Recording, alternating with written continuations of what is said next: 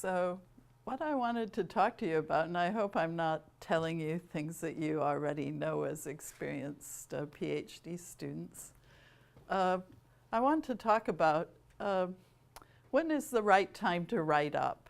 So I often see people making their plans for their PhD, and I also sit on a charity that is very focused in how it gives its funds out. It only gives funds to people in the final year of their PhD.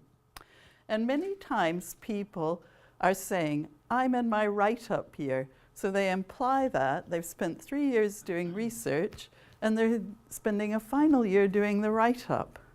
Well, I feel that's back to front. I feel the right time to write up is always the present. So I want to talk about that. And this talk is a little bit broader than that, because it's also how to start your academic career and how to begin your career as an academic publishing papers, because we all know that's a key aspect of academic life. Not only do you have to do research, you have to communicate it to others. That's a key element. And although I'll talk a little bit on the engineering side, the software engineering side, I believe that what I have to say is broadly applicable in most PhDs in the STEM areas. So I think you should treat your PhD research as a software project. And that means you need to, if you think about a software project, you need to think about relevant models, approaches, methods, and tools that will be relevant. So I'll talk about all those areas. And when you think about the PhD, you can think about the PhD as having a high-level architecture, and there are sort of key components that you find in any PhD. You obviously have to be aware of the state of the art and the state of practice that's relevant to your topic of research. And then, of course, you have to develop your contribution to knowledge. That is the key element of the PhD. And finally, you need to be able to evaluate what you have done, and top and tailing it, you'll have an introduction and a conclusion. Now, an insight into this, which probably is not very original, is that each chapter can be thought of as a paper. So if you are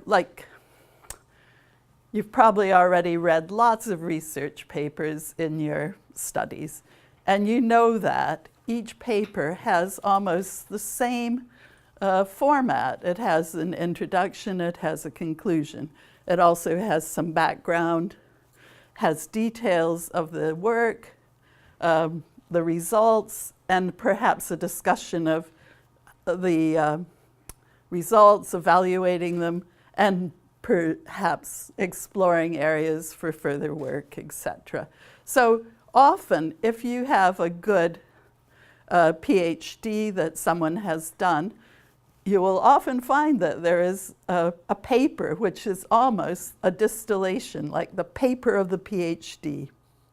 And so what I am suggesting in the paper mill model is that you treat each chapter of your PhD as a paper.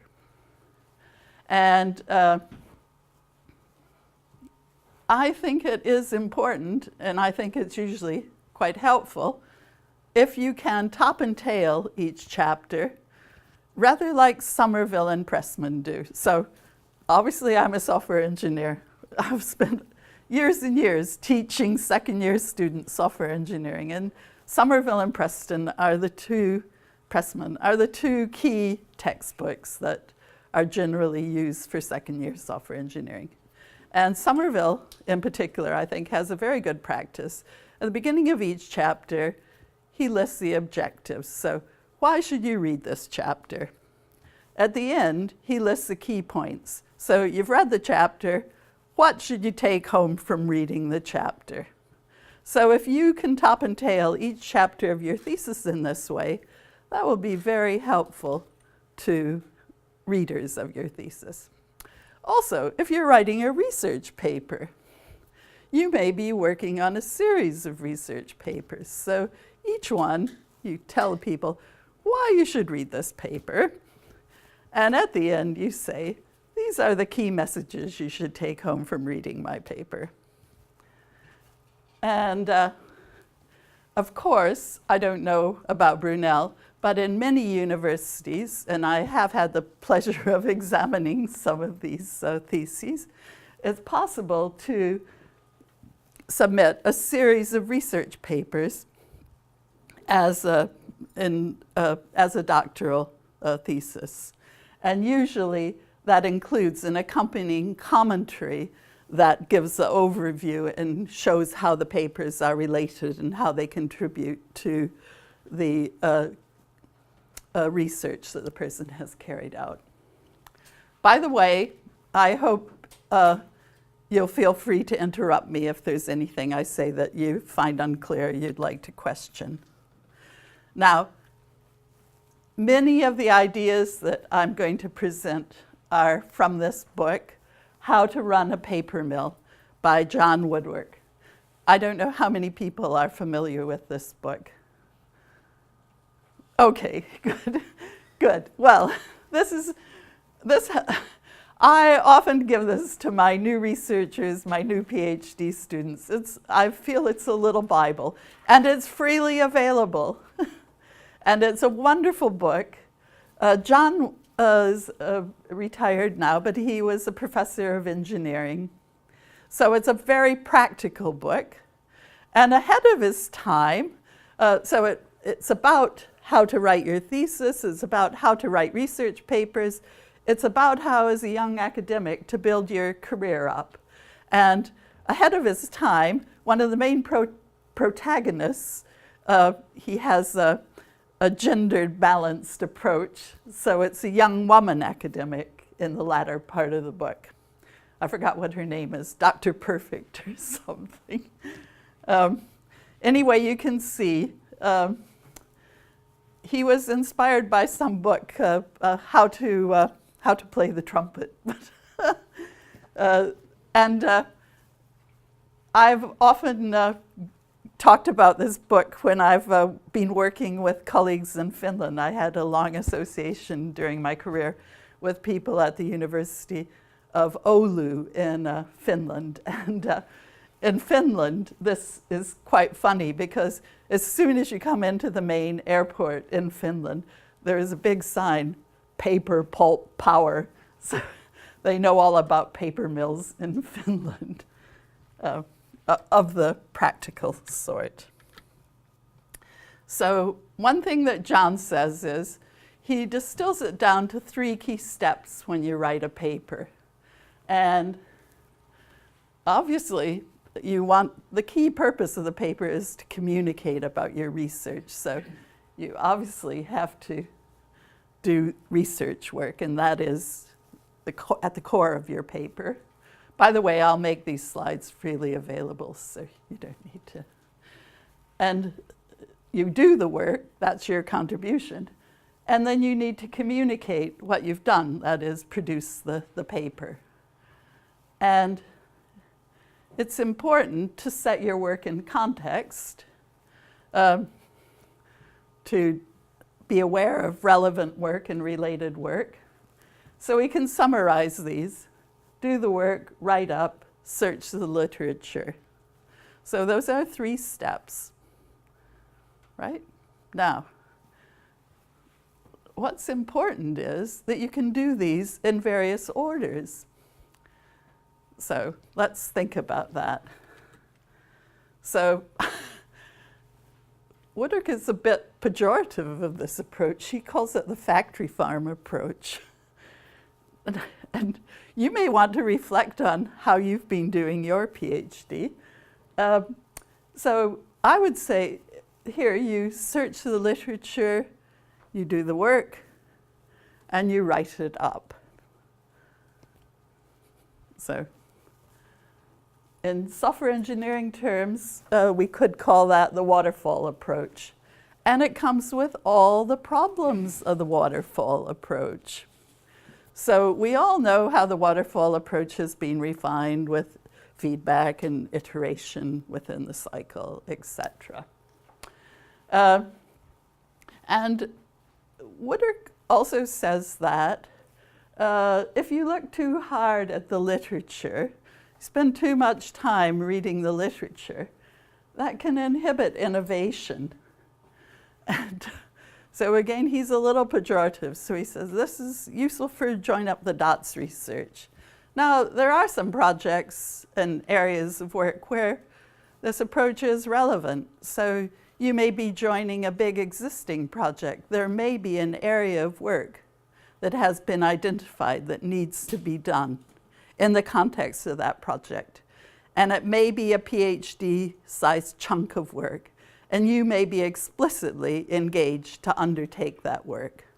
And then that's rather like taking on a software project where you are engineering a component of a large system which is very well specified, and you just have to get on with it. However,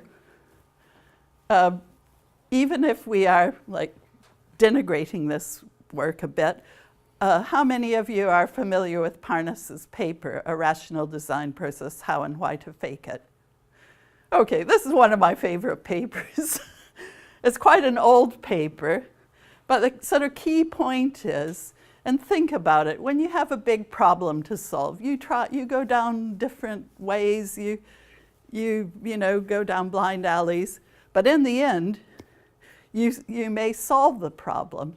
And if you wanted to take someone down that path, you would clean up the path and show how they could approach that solution in a rational way instead of going down all the blind alleys that you tried previously.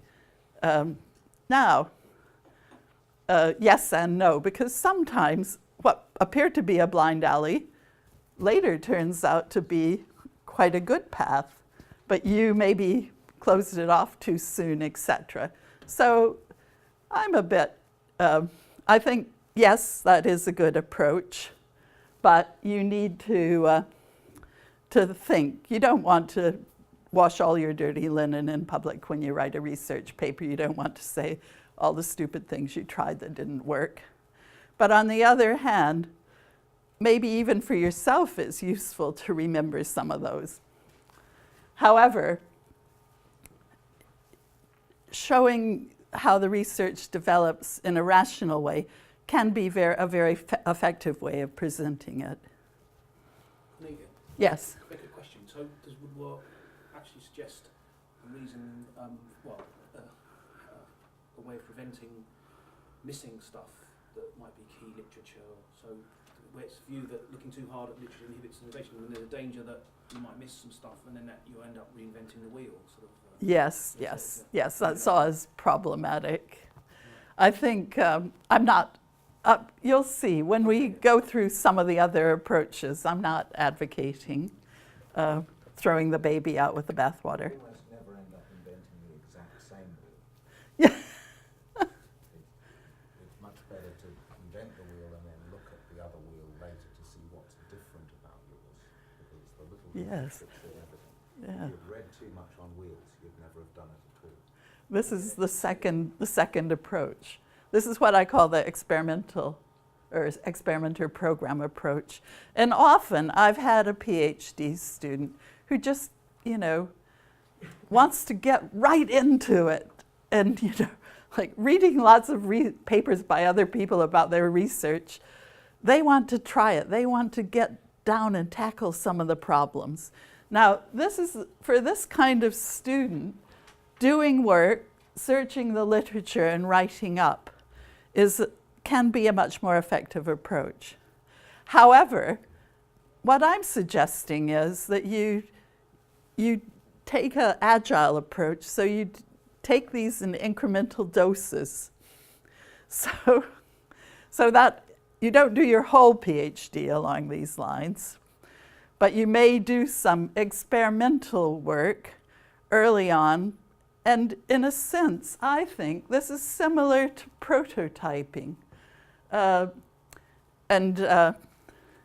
We all know that there's a limited role of prototyping in system development. Of course, the agile people sort of advocate prototyping for the rest of your life. Maybe I'm being simplistic.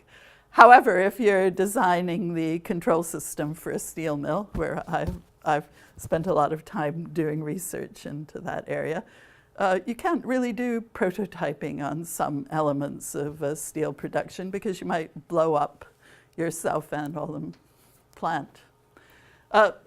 So another thing is that this can lead to big shocks, and that's the sort of thing that Steve mentioned.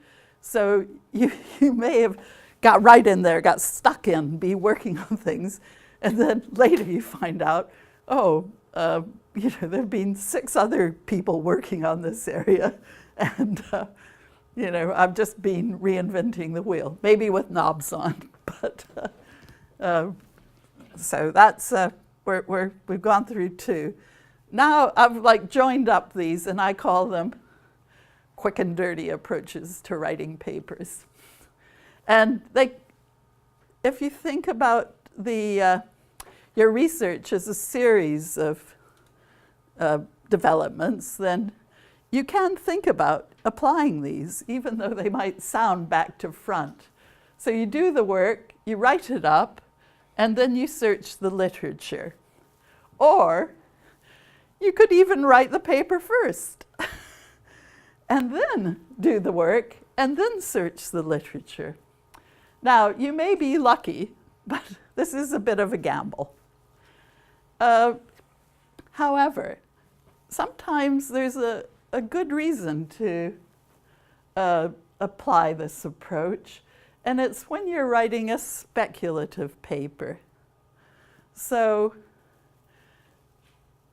you want to follow a fairly new direction, but, and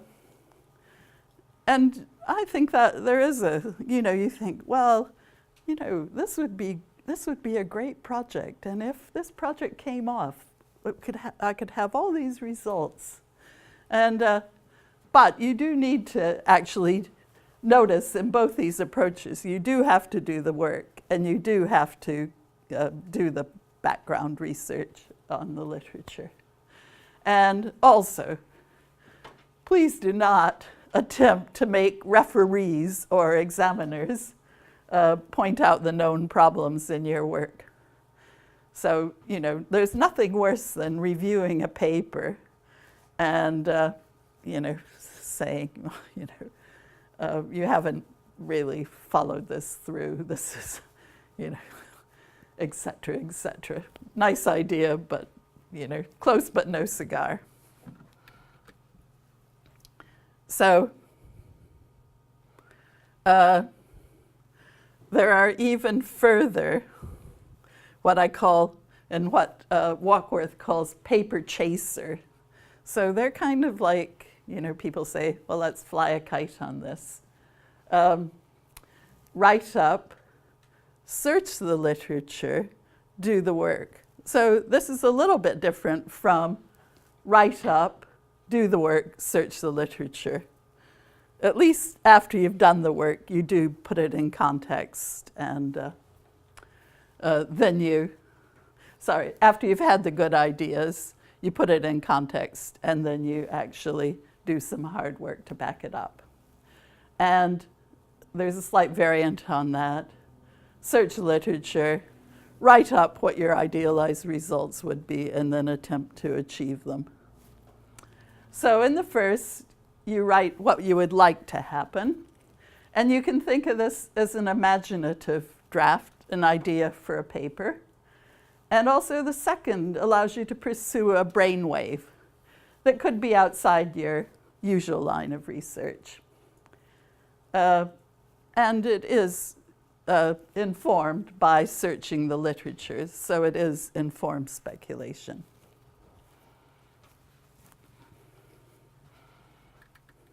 And you can think about when you're reading papers, there are roles for all these approaches, because often you have a good idea, and you want to.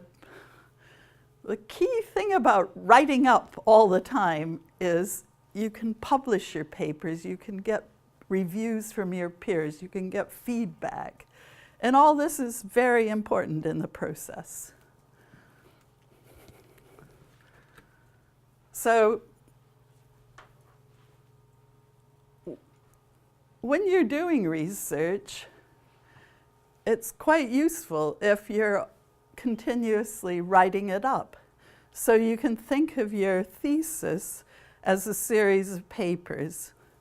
And although life is not conveniently cut up into single paper slices, often thesis chapters can be produced as a series, from a series of papers, using the various approaches that I've outlined, the variants on the three key acts. And so if you think about it, if you're not doing a join up the dots PhD where you are actually embedded within an existing research project and you have a very focused area of work as your thesis, you can start by writing some speculative papers, try some experimental papers, develop the research further, publish a results paper, follow it up with more detailed papers on aspects of the research. And in the book, there's a very amusing kind of development of this, and it has to do with pancake making. So, you know, the secret ingredients in your batter, the equipment you used, the cooking methods, etc., etc. So you can think about how that would pan out in a PhD. And one very practical thing in the book is that at the back there's a pro forma which enables you to start developing a publication plan. Well, you already are working towards the publication of your thesis, and you know the key components of that. But you can identify papers that you write along the way as feeding into the content of the key chapters of your thesis or dissertation. And once you get your PhD, it will be a source of publications for you as well. So, getting back to software engineering, this is the thesis life cycle as I see it, and lots of people have talked about this, and this follows what you may have already been through. You have to develop a thesis proposal. That will become the basis of your first chapter. You have to do a literature survey. That will probably be your literature review chapters. And you could potentially publish a survey paper in your area if you do a thorough job. Then there are the draft chapters that form the core of your dissertation, and this will be your contribution to knowledge. So you'll have to give a more detailed account of the work you did. Maybe in software engineering or computer science, you may be doing some kind of development work where you'll be designing and implementing and evaluating software. And obviously, you bring that all together into the final draft, and you submit it. You have minor changes or major changes or some changes requested. So I've supervised quite a few PhD students and Masters by Research students. And in my career, I've only had one student whose thesis was approved without any changes. But he was such a modest guy that he said, I know there are typos in my thesis, so with your permission, I'd like to correct the typos. But you know, that's everyone probably has to do a few changes. Then you have the final edition. Now, in some cases, that could be the basis for a book, and it will certainly be the basis for further publications. And I think it's really good if you can aim for, after you do your thesis, to do an excellent paper, which you might think of as the paper of the thesis. So the key message here is papers can feed into the process of writing your thesis, and your thesis is likely to be a source of papers in the future. So as you're working, when you're getting towards the end of your work, you'll see little aspects of your work that could be developed further, but you know that you're time limited. So you can already start identifying, you've done your major work, you've made your contribution, but you've seen that there are interesting possibilities there where further work could be done. So you just flag those up, write them up in the last chapter as possibilities for further work. And when you've got your thesis, you've got your life in front of you to do further work, and you can carry on.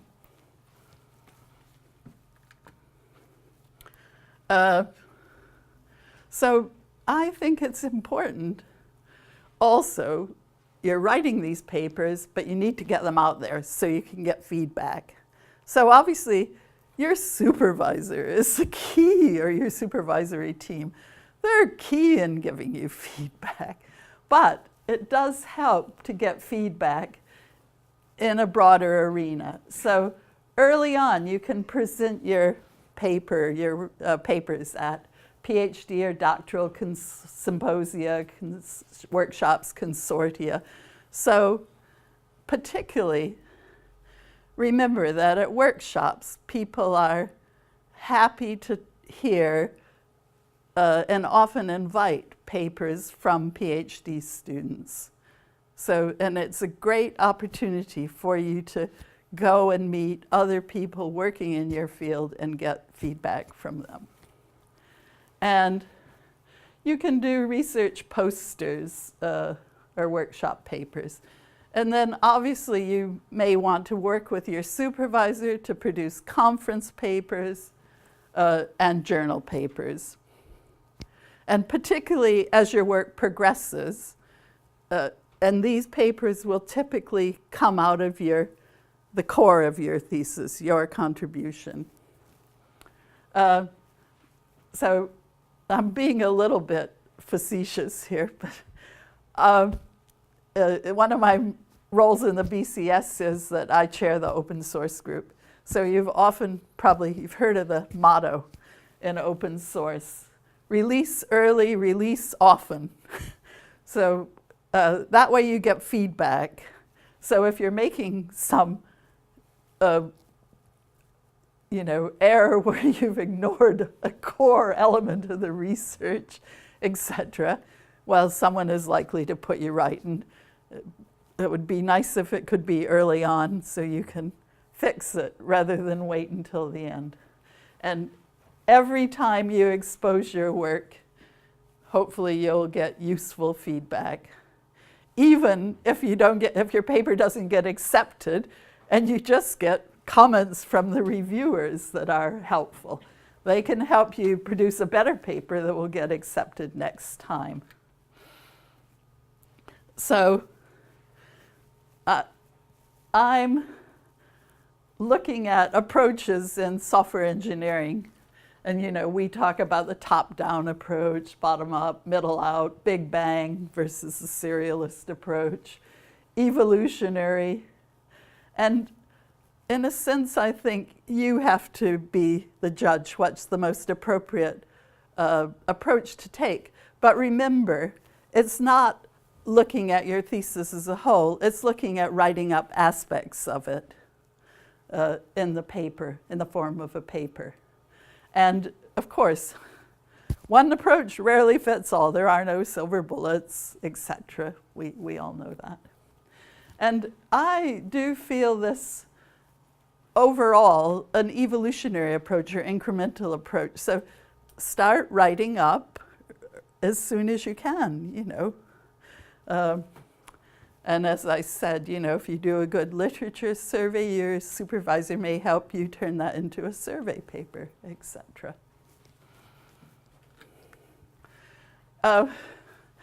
I once had a PhD student who kept telling me he had writer's block.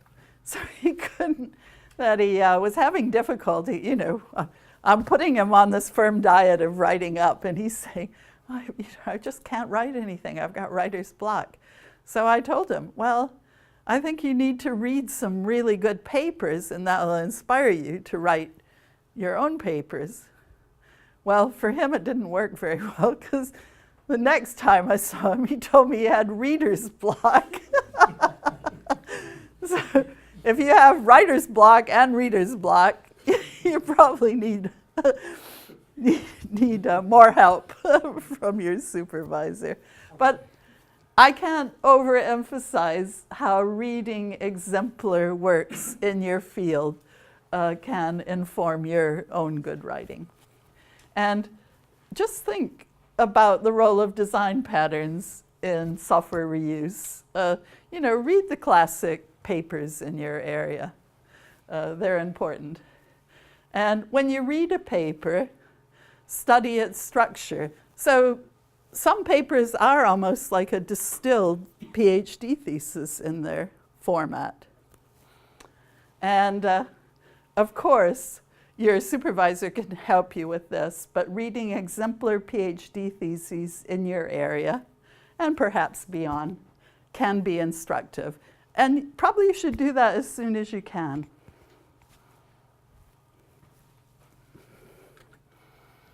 I'm running out of time, so I might just pass these. I'll pass over these quickly. And this is specific writing advice. And this might not work for you, but I'm big on getting the big picture and then filling in the details. Now, but that might not work for you. It may be better for you to concentrate on getting the details down and then building the big picture up around that. But I do suggest taking the approach of, even if you don't do it at the beginning, at the end, to top and tail with telling people why to read it and telling them what the messages are at the end. That's from Somerville and Pressman. Of course, you know, there are templates, etc., that are available to help you. Chapter 1 and the final chapter, I think, should be paired. And in the first chapter, one of the key things you're doing is giving people an appreciation of the work, of the research. And it's important to make clear what the aims and objectives are, and also what the criteria for success will be. And then this is paired with the final chapter, because the final chapter should mirror the first chapter. And you just revisit all your aims and objectives and then set them against the criteria for success. And of course, you need to clearly identify your contributions. Now, I had 2 Korean PhD students, and they both told me, we have to have Ian Somerville as an external examiner, because in Korea, everyone knows who Ian Somerville is. So when Ian was examining one of them, he said, oh, you've got lots of aims and objectives here. Now I want you, this was in the Viver, I want you to go through and tell me on a scale of 1 to 5 how successful you were in achieving that. And this isn't a trick question. I'd just like you to evaluate it. And so he said, now you may have had a very high level aim that in the course of the research you discovered would take a lifetime work. So you weren't able to accomplish it, but you made a start on it. So please go through. And I thought that was a really good way of getting the student to reflect on their research journey and how far they'd gotten down the various paths that they'd set themselves at the beginning. Now, my student who had followed, this was, I'm not claiming originality for this. This was almost set in the template when I finished doing my PhD at Durham, that you had to have these top entailing chapters, and they had to include this, how far did you get along and did you achieve the success that you had, did you meet the criteria for success that you'd set at the beginning of the work? And so he had done that, and so as far as he is concerned, he'd done 5 in all of them. But I think it was helpful for him to reflect that, you know, some he'd achieved in a fuller way than others. And that's important because you can't cover everything in your PhD, but you need to be clear where your main contributions are and where there is potential for further work. So although I say your research journey is concluded, I only mean in the context of the PhD, because in the further work, you're putting signposts for future work. So I'm going to skip these. You can read them. I'm going to skip this as well. There are tools available to help you. I've got a little bit on plagiarism. However, I'm going to finish by talking about a few resources. If English is not your first language, I highly recommend Bugs in Writing. It was commissioned for MIT students doing research, and it's to help with writing up your research. And most of these are freely available. That's Bugs in Writing. The Royal Literary Fund has got a lot of resources on essay writing and dissertation writing, and they're freely available. So final points. I'm sure you are already reading, and I hope you're writing. Work on your publication plan and start your own paper mill. I think researching and completing your PhD can be one of the most rewarding experiences of your life. And I've often sat in the convocation when people are going forward to get their PhDs, and I think every PhD is a journey for that person. They've, put 3 or 4 or 5 or 6 years of their life into it. Enjoy your time as a research student, and in the words of the Hitchhiker's Guide, don't panic. And I have no affiliation with this, but you can get the t-shirt. And those jokes are a way of relaxing if you're doing a PhD. So thank you very much for your time. I'm happy to answer any questions.